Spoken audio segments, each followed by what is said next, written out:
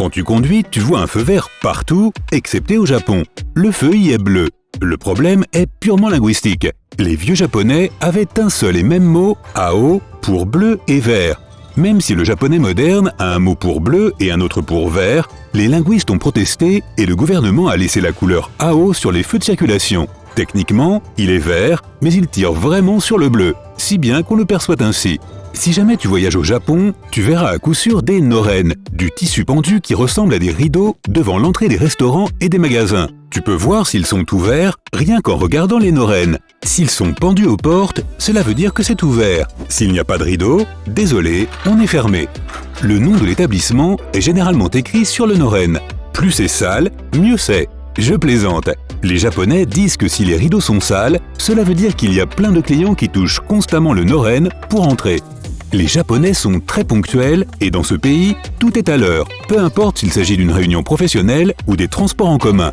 Les trains sont tellement ponctuels que s'ils ont 1 minute de retard, l'entreprise te délivre un certificat spécifique pour prouver à ton patron que tu n'es pas en cause. Il existe aussi des inconvénients concernant les trains japonais. Certaines voitures du métro de Tokyo sont tellement bondées parfois que le personnel du métro, autrement dit des pousseurs professionnels, viennent compresser tout le monde pour que le train parte. Ils poussent littéralement les gens dans les wagons bondés et permettent aux voyageurs de voyager en toute sécurité. On dirait que les Japonais sont obsédés par les lunettes.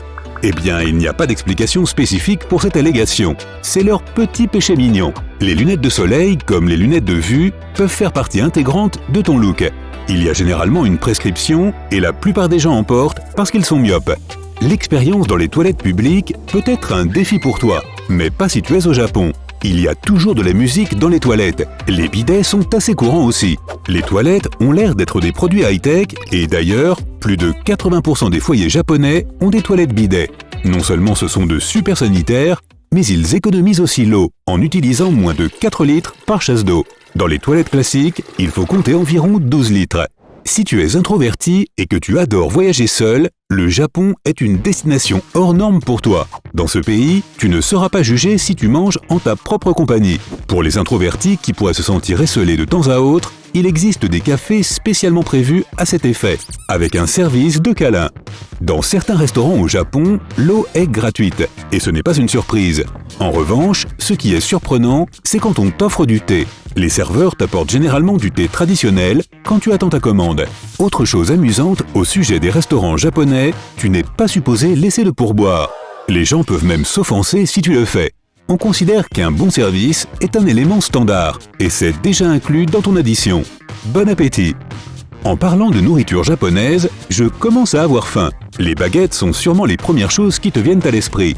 Mais une véritable expérience de restauration japonaise ne tourne pas qu'autour de cela. Tu auras l'air impoli si tu bois ta soupe miso directement dans le bol. S'il y a plein d'ingrédients solides dans ta soupe, n'aie pas peur de tout engloutir en aspirant. Les Japonais le font bien.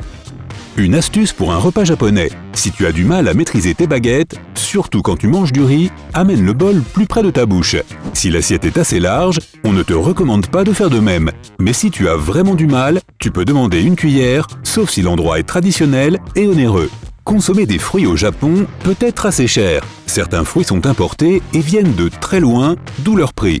Les agriculteurs locaux font de leur mieux pour faire pousser des fruits parfaits. C'est pour cela qu'une pêche peut coûter jusqu'à 300 €. Et si tu mangeais une pomme à 21 €? Oui, plutôt hors de prix, mais elles sont lavées au miel et cueillies à la main pour éviter qu'elles ne soient abîmées. De plus, elles font partie des plus grosses variétés de pommes, certaines pesant jusqu'à 900 grammes.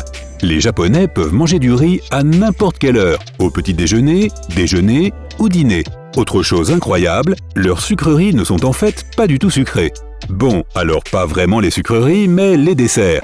Les desserts traditionnels japonais sont généralement faits à base de châtaignes, de thé matcha ou de farine de riz. Ils peuvent même cuisiner plein de desserts comme des brownies, du pudding et des bouchées au chocolat avec un type de haricot appelé azuki en guise d'ingrédient principal. Les Japonais croient qu'un dessert de bonne qualité n'est pas sucré. La nourriture japonaise est incroyable. Elle combine plein de saveurs originales pour des aliments courants. Si l'on prenait la crème glacée, tu as le choix entre pommes de terre, miso, wasabi, soja et plein d'autres saveurs.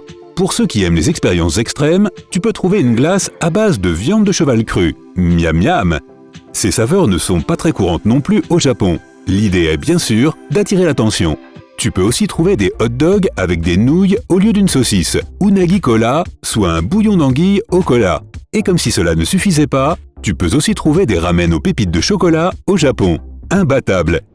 Les Japonais retirent toujours leurs chaussures avant d'entrer dans une maison. Ils ont d'ailleurs plusieurs paires de chaussons. Par exemple, des chaussons pour les toilettes. Ne viens pas chez ton hôte japonais avec tes chaussures, c'est très impoli. La plupart des cultures utilisent la poignée de main pour se saluer. Mais au Japon, les gens s'inclinent avec une petite révérence. Plus tu en fais, et plus tu te penches, plus tu as de respect pour la personne. Mais attention, si tu te penches trop, cela pourrait être vexant. Tu peux faire une révérence partout, au supermarché, au travail et même avec tes amis. Parfois, se concentrer dans le train peut être impossible à cause du niveau sonore. Au Japon, rien ne te distraira dans le train, donc tu peux même y travailler. Les gens ne répondent généralement pas au téléphone là-bas.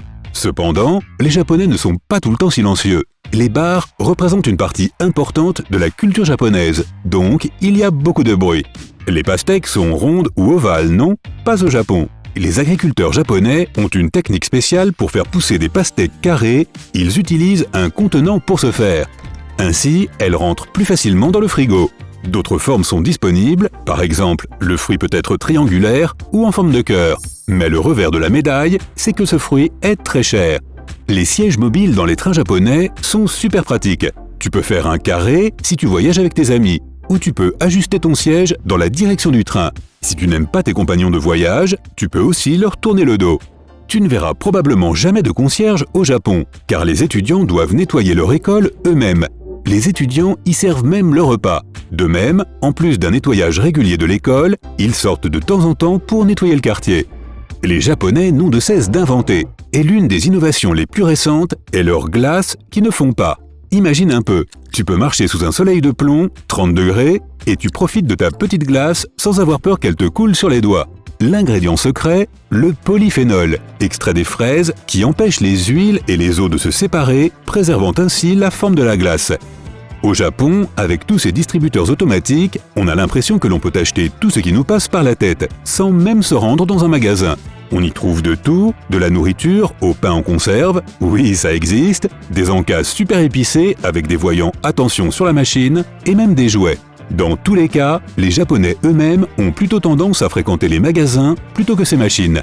Il y a longtemps, les Japonaises se noircissaient les dents au lieu de les blanchir. Les objets complètement noirs étaient un standard de beauté. Pour se teindre les dents, elles utilisaient de la limaille de fer dissoute dans du vinaigre avec un peu de poudre de thé. Et enfin, si tu veux souhaiter une bonne journée à quelqu'un au Japon, tu dis « Vous avez un bidet ?» Non, je plaisante.